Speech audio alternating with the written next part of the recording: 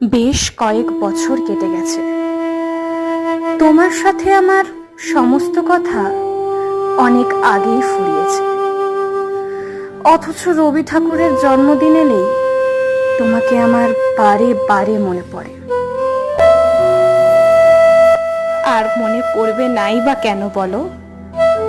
আজকের দিনেই তো তুমি আমাকে তোমার মনের কথা বলেছিলে। বলেছিলে যে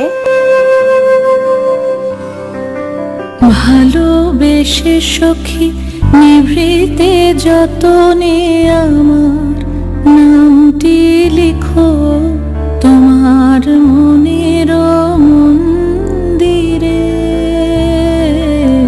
ভালোবেসে সখী নিভৃতে যতনে আমার নামটি লিখো তোমার মনের